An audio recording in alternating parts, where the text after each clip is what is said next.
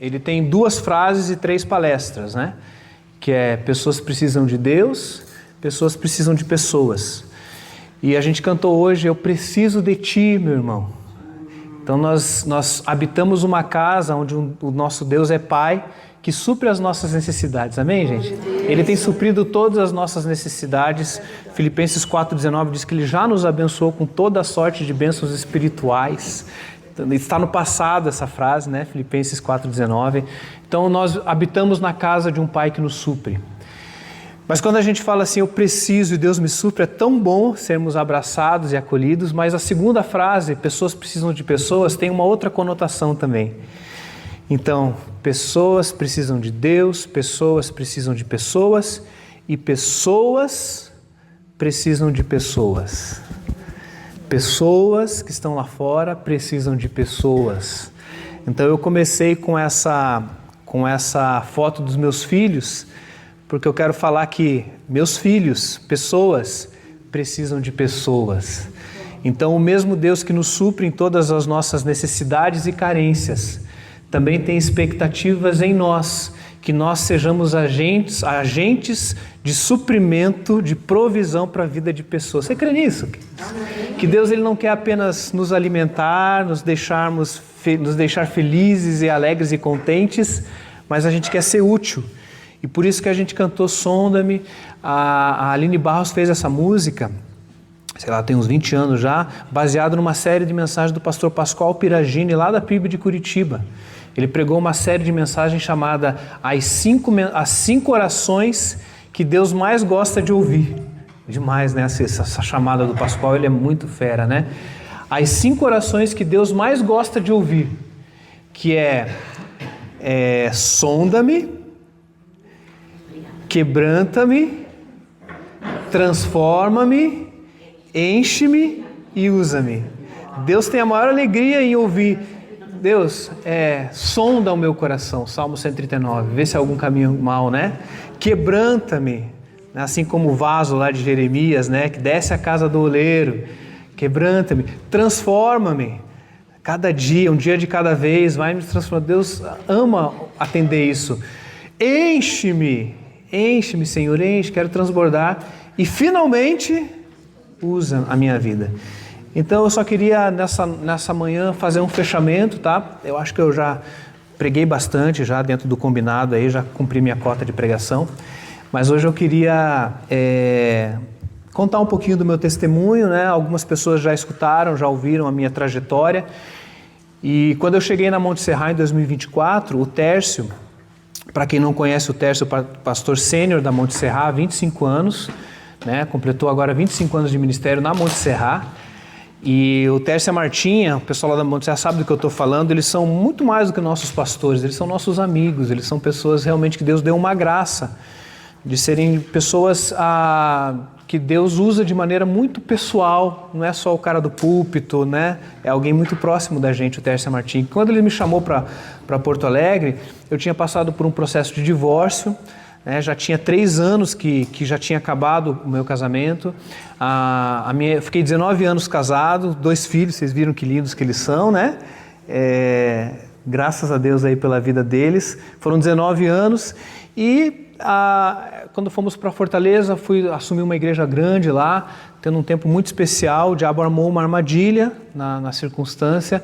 Ela acabou fazendo opções, e daí eu deixo a parte dela para ela e Deus, né? Mas ela já tá casada com outra pessoa, ela fez as opções dela, né? O Tércio me acompanhou desde o início, desde o começo, 4 anos tentando restaurar o casamento, né? Mesmo depois do divórcio ainda, mais 2 anos tentando restaurar o casamento. E para quem sabe, quem conhece o Tércio e a Martinha sobre família, né? Ele nunca convidaria um pastor para a equipe pastoral se não tivesse acompanhado que todas as etapas que cabia a mim fazer foram feitas, né? Eu não falo isso com orgulho ou arrogância, mas eu acho que é bom deixar essas coisas claras. Então, como eu estava falando, no primeiro ano do meu ano do sabático que eu contei, o Tércio, toda vez que ele ia me apresentar, ele contava um pouquinho da minha história. Oi, seu Osmarzinho, porque ele conhecia meu pai, que chamava Osmar, né? Então eu sempre fui o Osmarzinho. Eu tenho uma foto com o Tércio, ele com 22 anos e eu com 17, Ele era seminarista da igreja que eu era adolescente, lá no Bom Retiro, né? Então, ele me apresentava e ele contava um pedacinho da minha história. E o pessoal já ficava esperando, lá vai o Tércio, né? Falar, o Osmar passou por um divórcio, a esposa dele traiu ele. Ele contava tudo isso, né? E daí, nos começos, depois eu falava, Tércio, de novo, né? Mas ele fazia essa questão porque ele sabia que eventualmente eu poderia fazer parte da equipe e isso precisava simplesmente ficar claro, né? Então, ele foi contando isso. Mas eu mesmo, quando passei pela experiência do divórcio, logo que eu entendi que não tinha mais como salvar o casamento, eu nunca tive dúvida do meu chamado ministerial, né? Eu tenho chamado ministerial desde 94, 95, então são aí 32 anos já de chamado, nunca tive dúvida. Para não dizer que eu nunca tive dúvida, eu tive dúvida num sábado. Logo depois que tudo já estava certo mesmo do divórcio, teve uma reunião de família e daí veio a família da minha irmã, do meu cunhado e tal, e eu fiquei meio sozinhão ali, me senti as famílias e eu, né? Já tinha perdido meu pai, já tinha perdido a minha mãe, né? Os meus filhos estavam com a mãe, não conseguiram chegar naquela reunião e eu fiquei olhando, eu falei assim, e agora como é que vai ser? Porque ministério para mim sempre foi eu e minha família. Eu digo que eu ainda nem me acostumei ainda com esse novo jeito que eu tenho vivido, porque foram 19 anos pregando, sentadinho no banco, segurando na mão de alguém. Sabe quando você vive dessa maneira, né? E nessa tarde, eu lembro que foi uma tarde que eu chorei 4 horas. Eu sou fleumático, então sabe que o fleumático não chora. Não é que não sente, a gente não expõe os nossos sentimentos. Mas é mais ou menos assim, quando a gente expõe, daí sai de baixo, gente. Porque daí chora a noite inteira, porque está tudo acumulado, né? E nesse dia um pastor muito querido, o pastor Daniel Eiras, também foi do Bom Retiro um tempo, ficou à tarde, ele abandonou a reunião de família e ficou comigo aquelas 4 horas no quarto, me ouvindo chorar. O ministério acabou, nunca mais eu vou fazer isso. Eu, naquela tarde, e daí ele falou assim, mas Osmar, Deus deschamou você algum dia? Eu nunca esqueço dessa... É um neologismo, ele inventou essa palavra, deschamar, né? Mas para mim caiu como uma luva. Eu falei, olha Daniel, eu não ouvi Deus me deschamando. Então você vai servir a Jesus, né? Você vai fazer o teu melhor e fique tranquilo. Tem dentro do ambiente eclesiástico pessoas que vão entender o teu processo, tem gente que não vai entender e que vai achar que para você já encerrou. Você respeita as opiniões e continua servindo ao que Deus te chamar. Foi uma tarde, eu lembro que eu chorei tudo que eu tinha que chorar e saí de lá, nunca mais eu questionei. Trabalhei, depois dessa fase, fiquei num Uber durante 3 anos e meio para pagar as contas, né? Foram 18 mil corridas, fui assaltado, né? Uma das histórias, né? Fui assaltado, levaram meu carro, me deixaram completamente nu numa estrada assim como essas, assim, fiquei andando meia hora até achar um lugar. Eu lembro que eu falava assim, Deus, eu estou trabalhando aqui, né? Nessa situação. E a questão da minha doença, né, da depressão, porque depressão já foi diagnosticada na minha vida naquela época, então eu tratando, vivendo isso, passando por um divórcio, estava num ministério com uma igreja grande lá na Fortaleza com o pastor Armando, 6 mil membros, de repente está lá num Uber, sem os filhos. Então assim, a ruptura foi muito violenta do final de 2019 até 2022, quando eu estava passando então por toda essa fase. E eu lembro que em certos momentos, quando eu passei por essa circunstância, eu ficava pensando, eu falava, puxa Deus, eu cuidei de tantos casais, eu fiz tantos casamentos, né? Se você perguntar lá no Bom Retiro, viu, povo, quantos casamentos eu fiz da Clarissa, fiz o casamento, né, da Clarice do Paulinho, todos aqueles jovens lá, fui tudo casei antes do Lobo chegar. Novo jeito de ser, como é que será? E eu tive muita dificuldade em deixar o passado e dizer, Deus foi bênção, valeu a pena, obrigado por cada momento que o Senhor usou a gente como nós 4, mas agora os nossos filhos, pela graça e misericórdia do Senhor, servem a Jesus, estão bem preservados de um casamento em crise que se resultou num divórcio. Então chega um momento que eu olho assim e falo, Deus, só de o Senhor ter preservado os meus filhos já está ótimo, né? Porque eles viveram todas as circunstâncias, não tinha como, né? O Luca com 15, a Laura com 13, né? Então viveram todo o contexto. mas hoje amam os seus pais, amam a Jesus, têm a sua jornada. Eu acho que vai ter momentos mais para frente que eles vão nos procurar, sabe? Vai cair num CR, vai cair no Minha Vida Tem Jeito, ou numa terapia, depois vai falar, pai, eu preciso conversar com você, eu já estou preparado, que vai ter esse momento de processos na vida deles. Mas eu preciso contar a bênção para vocês que hoje, nesse momento, eles se dão bem com a mãe, eles se dão muito bem comigo, graças a Deus, não tem aquela coisa de um falar mal do outro, que não sei. Esse ambiente, graças a Deus, Deus curou, né? Eu não tenho muitas notícias da parte de lá, a não ser aquilo que chega nos meus filhos, pelos meus filhos, né? Sobre os meus filhos. Então, sobre o casamento dela, eu sei quase nada. Mas do que chega para os meus filhos, daí eu tenho que saber, né? Estou envolvido e está tudo bem, momentos de paz. E eu nessa crise eu falei, puxa, e agora, né? Eu estou aqui no Uber, estou aqui, entendo que eu tenho um chamado ainda, mas passei por uma crise muito profunda, então não tem sentido eu continuar pregando, eu continuar vivendo como se nada tivesse... Faz sentido para vocês? Não tem sentido, né? E eu fiquei ali, peguei uma igreja pequenininha lá em Curitiba de 12 membros, que estava para fechar. Eles me davam R$500 só da gasolina para ajudar a fazer as visitas. Então, meu objetivo era chegar a 25 membros em 6 meses. A gente chegou a 28 e durante mais ou menos um ano, Deus me deu a graça de começar a voltar a pregar, né? Voltar a batizar. Fiz 2 casamentos. Eu falei, puxa Deus, o Senhor... né? O Senhor realmente acredita? E eu, assim, só pedindo a Deus, eu estou aqui, usa a minha vida, usa a minha história. Foi quando no final de 2023, então, o Tércio me liga e falou, Osmar, a gente tem aqui um projeto de cuidado pastoral do ano sabático, porque eu vejo o que Deus está fazendo na tua vida, mas eu acredito que é bom se você viesse. E daí ele me deu um presente de estar no meio de vocês na Monte Serrat, porque a Monte Serrat tem uma palavra chamada restauração, que faz parte do DNA. Não é só porque a igreja é uma igreja vocacionada para restauração, mas é que Deus manda pessoas precisando de restauração. A saber, o Tércio e a Martinha chegaram assim e passaram por um processo nos primeiros anos, né? Então a igreja é uma igreja que tem restauração no DNA.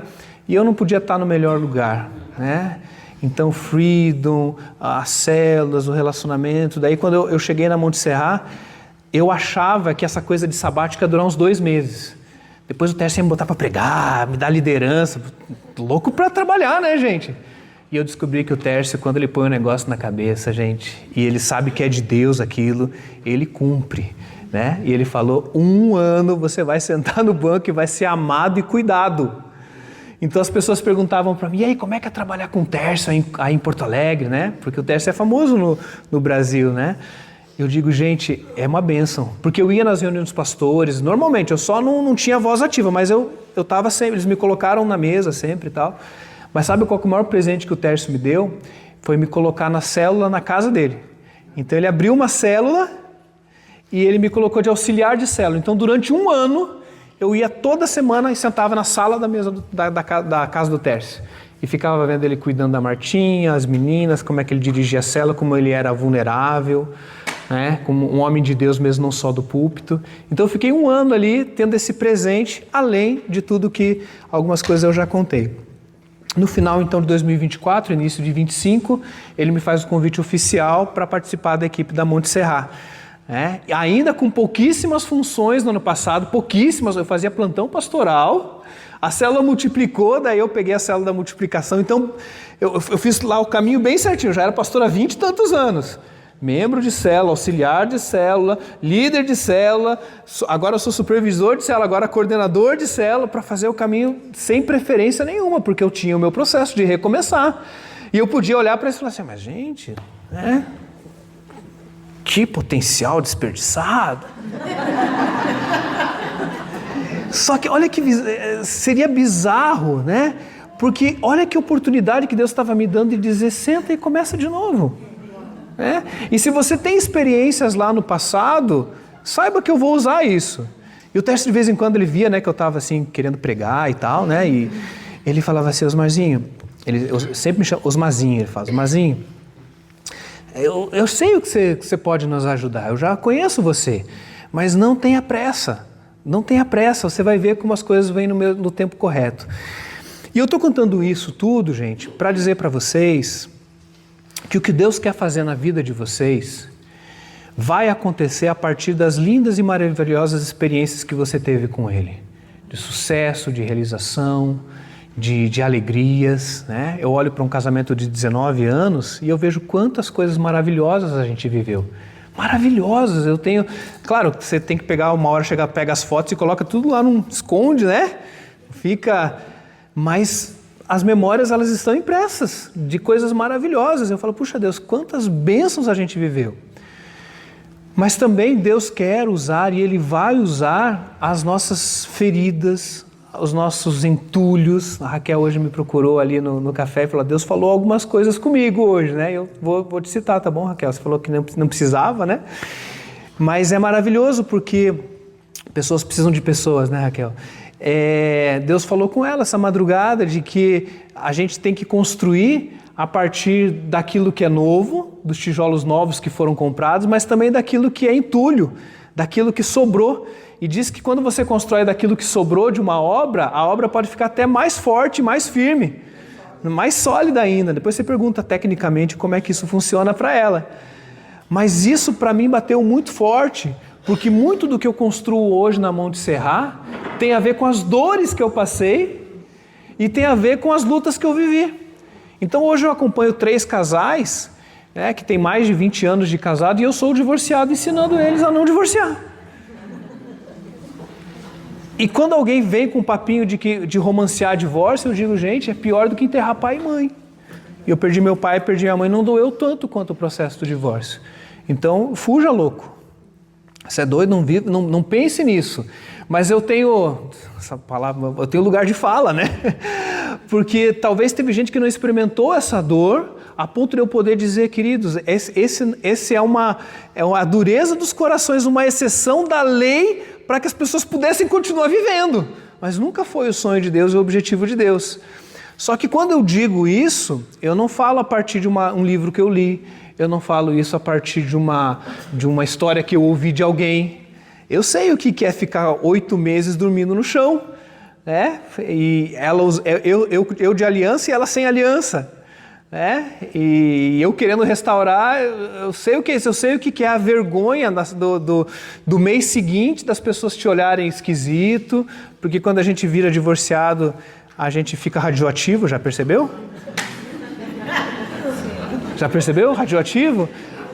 E queridos, às vezes as pessoas olham pra gente e parece que tem né? E pastor divorciado, então, é mais radioativo ainda. Fala, o que esse cara aprontou, né? E daí a gente não pode se defender, porque eu aprendi com o meu amigo Tércio que a gente se preocupa com o nosso caráter e Deus se preocupa com a nossa reputação.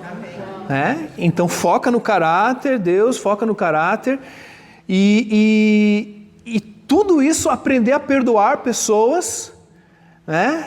Os meus amigos de ministério que eu tanto amo, amei e amo, né? O Lobo e a Fabíola me apoiaram nesse todo o tempo lá com plano de saúde, me ajudaram, eu sempre honro a eles, mas muitos que eu falava assim, puxa, não tem uma Kombi para eu dirigir na tua igreja, aí não tem um telefone para eu atender, e não tinha, eu tive que ir para o Uber, né? Viver toda a depressão dirigindo 10 horas por dia dentro de um carro, mas Deus queria ali, mas fiquei radioativo, passei por momentos assim, até que Deus levantou alguém como Tércio e a Monte Serra para dizer, venha construir aqui.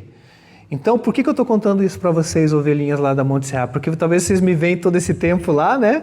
Lá no celeiro, carregando as coisas e tal, e não imagina as histórias que tem por trás e a aposta arriscada que o Tércio fez na minha vida. Porque eu podia dar problema, não podia dar problema? Podia ser um cara que ia lá causar problema, eu fui pastor titular de igreja. Podia lá começar a criticar o Tércio, né? Não é bem assim, sabe? E o Tércio fez uma aposta na minha vida. Mas o que Deus tem me usado lá desde o ano passado, tem os plantões pastorais que a gente faz 2 vezes por semana. Você cai no plantão, você fica lá. Então ligou, chega lá, né?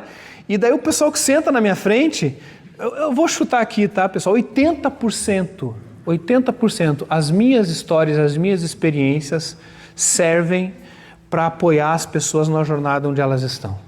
E se eu não tivesse as histórias que eu tenho, eu não conseguiria ajudar à medida em que eu ajudo. É impressionante como Deus ele vai fechando e fazendo sentido. E eu lembro que ano passado eu atendia as pessoas, as pessoas diziam, ai, que bênção. E eu saía e falava assim, Deus, obrigado, Deus, que o Senhor está me curando. O Senhor está me curando. Né? Eu lembro a primeira vez que eu atendi a Pri, né, Pri? A gente conversou, ela saiu de lá chorando e tal, não sei o quê, e eu saía para o lado de Deus, o Senhor está me curando. Porque as minhas dores estão ajudando a vida de alguém. Já tem quase 2 anos isso, né, Pri? E tantas outras histórias que a gente escuta ali dentro da minha célula, né? Mas tudo isso porque em algum momento eu entendi que no final da história, quando você chega no momento onde você não tem mais nada, que você chega no fundo do poço, o fundo do poço é bom porque ele é bem firme, viu, gente? Tem uma parte boa. E às vezes acelerar o fundo do poço é uma coisa boa, né? Acelera o fundo do poço. Porque quando você chega no fundo do poço, você entende que você precisa de Deus. Não é que você quer Deus, né? Eu quero é Deus. Não chegou lá ainda, eu preciso de Deus, eu entendi. Mas lá no fundo do poço, você também descobre que você precisa de pessoas. Então de todo mundo sobrou pelo menos 2 pessoas na minha vida no começo, que foi minha irmã e meu cunhado.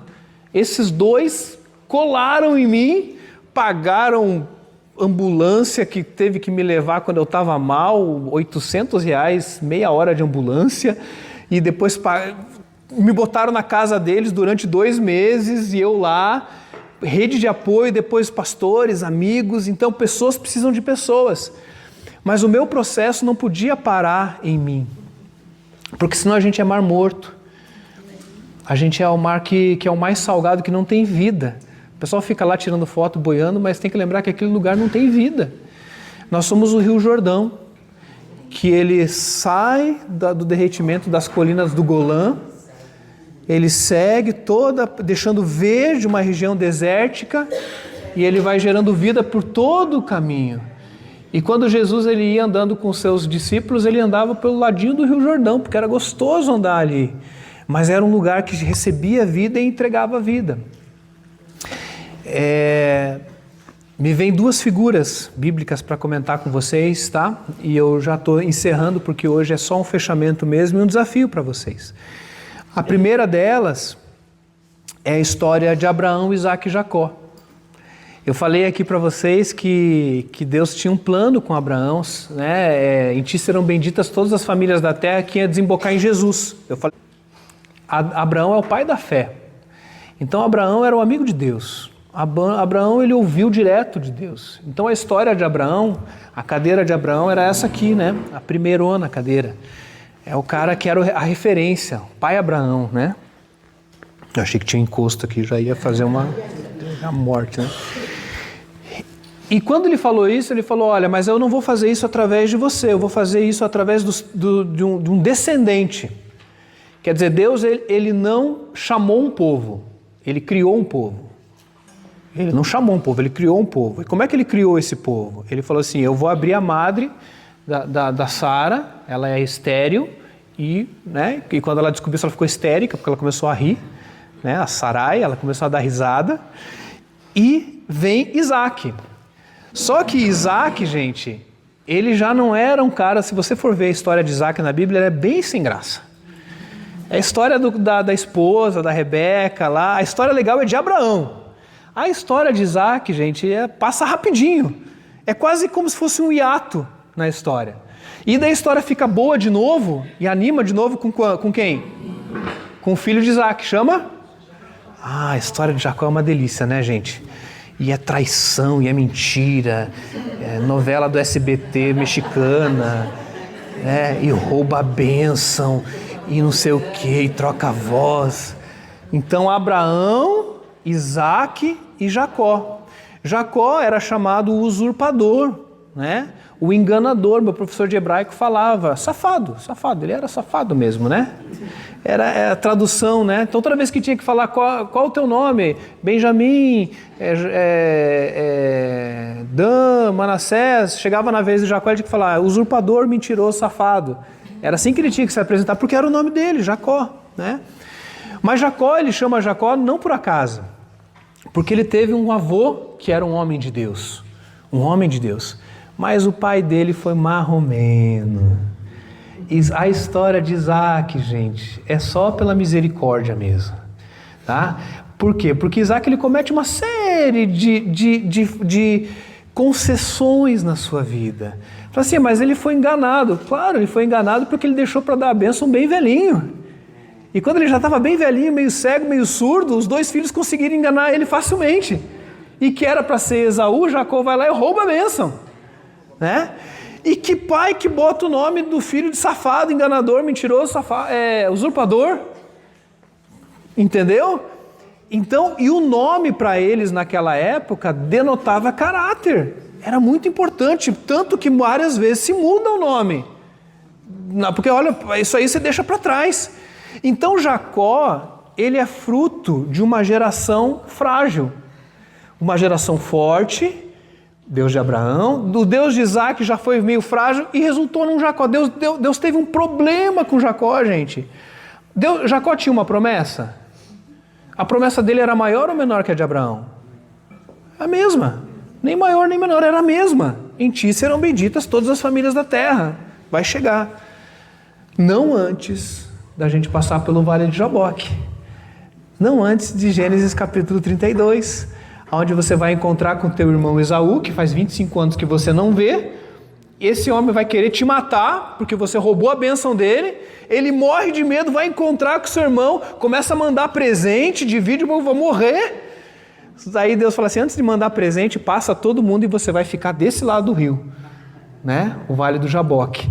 E nessa noite, a noite inteira, ele briga com Deus. E nessa noite, ele ganha de Deus. Sabe como é que ele ganha de Deus? Ele se entrega. E daí o anjo do Senhor, os estudiosos dizem que é uma pré-encarnação de Cristo, né? Que é uma teofania, que é Deus encarnado, só sabemos Jesus, né?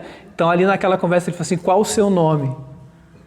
E lá ele tinha respondido para o pai dele qual o seu nome, ele falou que era Esaú, lembra? Para roubar a bênção. Então Jacó tem uma segunda chance. E pergunta qual o seu nome? E Jacó podia... Ele vai assim, meu nome é safado, enganador. Porque ele não estava falando do nome, ele estava falando do caráter dele. E ele era isso mesmo? Ele era desse jeito, ele estava colhendo consequências, ele estava morrendo, ele estava à beira da morte. Gente, quantos paralelos com a minha história e com a nossa história. Quantas chances Deus nos dá de ser vulneráveis. Quando muda o nome, quando ele admite o nome, ele falou, pronto, agora você lutou com Deus e prevaleceu, então não vai se chamar mais Jacó, agora vai chamar Israel, porque você é o príncipe do Senhor, porque você lutou com Deus e prevaleceu. Agora você vai se chamar Israel. E tem um país lá chamado Israel por causa desse momento. Mas eu não queria contar essa história.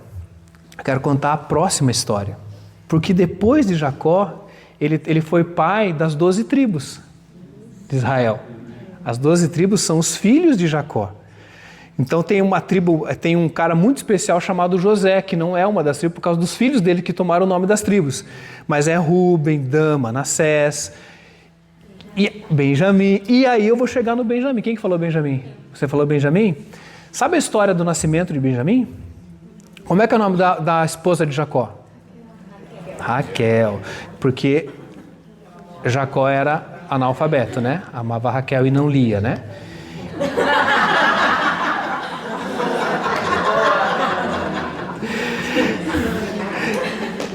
Raquel, a mulher do... Fraco, foi meio fraca? Mais ou menos, né? Ele amava Raquel e não lia, né? Então, gente... o Labão, né? Tudo processo na vida dele. Mas quando vai nascer Benjamim, que era o filho do coração dele, todo o rolo que vai dar com José lá é por causa do Benjamim. Mas no nascimento de Benjamim, quando está para nascer, Raquel começa a sentir dores exageradas e ela vai morrer no parto. Naquela época não tinha tantos recursos, né? Se morria no parto com mais frequência. E ela lá sofrendo dores, o neném vai nascer, ela vendo, e ela levanta e fala assim, vai se chamar Benoni. Ela vai batizar o filho de Benoni. E Benoni significa o filho da minha dor, ou o filho das minhas dores. A Raquel, ela estava falando algo do coração dela. Porque ela estava sentindo dores, ela é o filho das minhas dores, e talvez soou bonito, Benoni, né? Vai ficar bonito. E ela estava colocando Benoni. Mas pela graça e misericórdia de Deus, Jacó tinha uma história já para contar. Jacó já tinha aprendido, já tinha vivido, Jacó sabia o que era ser chamado de usurpador, mentiroso, enganador a vida inteira.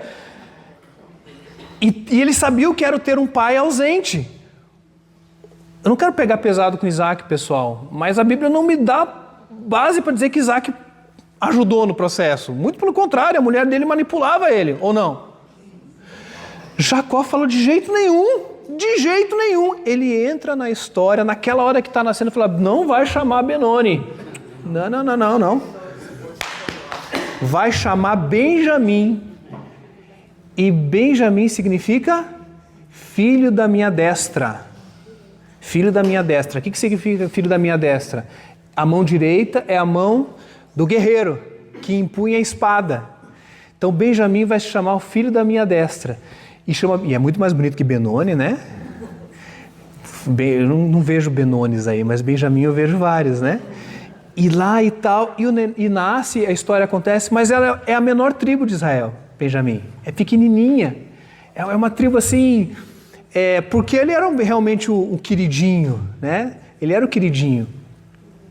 Mas a história conta, lá em Reis, que quando o povo ele ia para a guerra, quando eles iam lutar na guerra, havia uma convocação de todas as tribos, apesar da tribo de Benjamim ser uma das menores ou a menor, as outras tribos gritavam assim, atrás de Benjamim vai o povo de Israel. E a tribo de Benjamim ia na frente, porque eles eram filhos da destra, por causa da palavra do seu pai. E quando eu leio esse tipo de história, eu falo assim, Deus, muito obrigado por todas as dores que eu passei. Muito obrigado porque eu sei que dores que eu passei tiveram a ver com falhas minhas, com falhas dos meus pais, com falhas dos meus avós. Tem psicólogo aí? Levanta a mão. A gente sabe disso, formação em terapia, né? Que tem a ver com terceira geração. A gente sabe disso, tem que fazer essa investigação mesmo, e está na Bíblia. Mas eu sei, Deus, de que o Senhor não permite coisas na minha vida que não seja para abençoar a vida dos outros. E eu não posso ficar a vida inteira botando a culpa no meu pai, na minha mãe, né? A minha mãe me ensinou a tocar piano, que eu amo tocar piano, ela me deu cultura musical. Eu sou um cara assim que amo isso, né? Mas minha mãe orou pela conversão do meu pai 40 anos. Meu pai era filho de pastor, meu avô era pastor por parte de pai, mas se desviou na adolescência, e minha mãe orou 40 anos pela conversão do meu pai. Meu pai se converteu com 60 anos, eu batizei o meu pai. O pastor Sebastião Brito pregou quando ele se converteu, eu fiz o batismo do meu pai. 3 anos depois, Deus levou meu pai de câncer de pâncreas. Mas ele era super ativo no ministério. Eu vi meu pai orando em voz alta uma vez no meu último aniversário. Com 63 anos, eu vi meu pai orando uma vez. Então eu sei que muitas coisas na minha vida faltaram porque eu não tive um pai sacerdote dentro de casa durante toda a minha vida. Eu tive que aprender a ser marido, pai, etc., olhando para outros referenciais masculinos que Deus me deu, mas eu não tive dentro de casa. Mas, em algum momento da história, Deus fez de mim alguém que eu preciso sentar em qual cadeira? Eu vou sentar na cadeira de Jacó? Ou eu vou sentar na cadeira do Isaac? Ou eu vou sentar na cadeira de Abraão? Porque no meu coração eu queria sentar na cadeira de Abraão. Eu queria, se bem que Abraão tem as falhas dele também, né? Mentiu bastante lá na história, né? Sempre com uma desculpa. Eu não quero ser o Isaac. Mas eu sei que a minha história tem muito de Jacó e talvez todos nós nos identificamos muito mais com Jacó do que com Abraão e com Isaac. Porque as nossas dores, elas fazem parte do processo de edificação da nossa vida, mas daquilo que Deus quer fazer na vida dos outros, pessoal. Eu quero encerrar contando uma outra história, que é de um profeta chamado Eliseu. Eliseu é um daqueles profetas que dava série da Record. Não sei, tem? Já fizeram? A Record já fez série sobre Elias e Eliseu? Eu falei Eliseu, né? Elias, perdão, Elias. Já fez? A Record está perdendo tempo então, né? Apareceu Elias lá? Gente, Elias é demais, gente. Apareceu Jezabel? Ah, chamava Jezabel o nome da novela? Tô fraco de novela, hein, gente? Mas Elias, um profeta que viveu na época lá que o pessoal ia atrás de Baal, e ele se tornou um profeta fantástico, né? Descer fogo do céu. Não era fraquinho, não. Elias era... Só que dos seus maiores feitos, ele começa a ver tudo escuro. Apaga o disjuntor, pessoal. Depressão é coisa que você tem que tratar quimicamente, tem que conversar com o médico, porque cai o disjuntor, pessoal. O depressivo, ele precisa de apoio, de rede de apoio, e às vezes de remédio, muitas vezes. Caiu o disjuntor de Elias lá. E ele vai para a caverna, e ele fala, Deus, não tem profeta, está cheio de profeta, mas ele não conseguia ver os profetas. E daí ele vai ouvir Deus e tal, porque pessoas precisam de Deus. Mas daí Deus vem e fala do jeito lá dele, né? Mas Deus fala, dá uma missão. Eu quero te dar uma missão. Qual vai ser a tua missão? Você vai passar o chamado profético que você recebeu para a próxima geração. Você não vai embora dessa vida enquanto você não passar isso para o próximo. E o Eliseu, né? Pede porção dobrada, é ele que pede porção dobrada. Só que ele não sabia que porção dobrada é problema dobrado também. Se ele soubesse, talvez não tivesse pedido, né? E a história de Eliseu é maravilhosa também. Mas Deus usou um homem que passou por depressão, que foi grandemente usado. Vocês conseguem entender que essas cores de grandes realizações e de grandes fracassos estão presentes nos homens da Bíblia e estão presentes nas nossas histórias? E que quando eu leio essas histórias, sabe o que eu penso? Eu falo, Deus, eu estou em boa companhia. Eu estou em boa companhia. Vocês sabem que na Bíblia não tem nenhuma família perfeita? Não tem nenhuma família perfeita. A Bíblia não esconde os problemas das famílias. A família de Jesus tinha problema, pessoal? Hein? Tem uma hora que Jesus tem que falar assim, mulher, que tem eu contigo. Você não está entendendo? Jesus nunca deixou de amar a Maria. Os irmãos lá falaram, olha lá, o Jesusinho lá agora se metendo. E ele teve que lutar com isso. E perde pai. Provavelmente na sua adolescência ele perdeu o pai. Olha que crise. Então não tem família perfeita, gente. E eu queria só dizer isso para você nessa manhã. Te dei 2 referências bíblicas para você estudar com calma depois, essas 2 histórias, e ainda estou falando um pouquinho de Jesus. Mas eu quero dizer uma coisa para você. Deus quer a nossa alegria e nossa felicidade. Deus quer ver a gente feliz, contente, não azedado pela vida. Se tentaram te rotular um dia de gente azeda, gente complicada, né? Talvez por culpa sua, viu? Hein? Talvez porque a gente ficou azedo mesmo em alguns momentos. Talvez porque a gente azedou. Porque a gente ficou emburrado, porque a gente teve fases depressivas. Eu dei muito trabalho para muita gente, viu, queridos? Eu dei trabalho para o Lobo, que vocês não têm ideia. Eu casei os filhos, mas eu dei trabalho para ele, depois eu cobrei. Né? Dei trabalho para o Tércio, foi difícil, gente. Chegar de vez lá, do Lobo me escutar 6 horas, só reclamando da vida. E talvez a gente azedou, e talvez isso realmente aconteceu. Mas eu vim aqui hoje, para encerrar a nossa conversa hoje, só abrindo o coração, tá bom? Hoje não foi pregação, tá? Foi só um testemunho. Fiquei com inveja de quem falou na fogueira ontem, né? De dizer para vocês que eu estou hoje aqui para dizer para vocês que Deus não desperdiça nenhuma lágrima.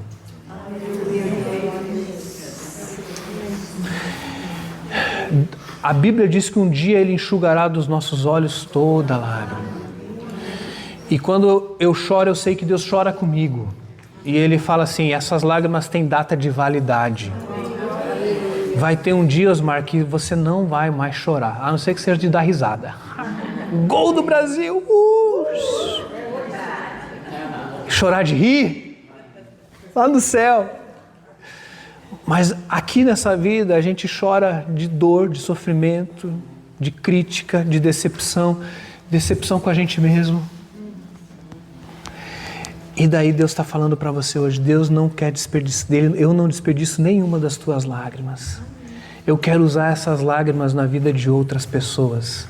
Sai desse lugar e vai ungir a próxima geração. Vai ungir as pessoas que estão perto de você. Tércio, semana passada, ungiu 4 pastores lá. O Tércio podia, depois de 25 anos de ministério, pegando uma igreja com 40 e poucas pessoas, chegando a 3.500, empendurar chuteiras e ir para o Caribe, curtir a vida dele. E ninguém ia poder falar nada do Tércio, porque ele fez tudo aquilo que Deus mandou ele fazer. Mas com 25 anos de ministério, 53 anos, ele e a Martinha, fala assim, nosso trabalho não alcançou, a gente está ungindo a próxima geração. E sabe o que o Tércio está arranjando para a cabeça? Problema. Vocês acham que é fácil o que eles estão fazendo? Tanto na mudança da função deles, quanto continuar acompanhando essa geração. Porque são 4 homens de Deus, são 4 casamentos lindos que Deus deu ali para cuidar da Monte Serra. Mas é gente.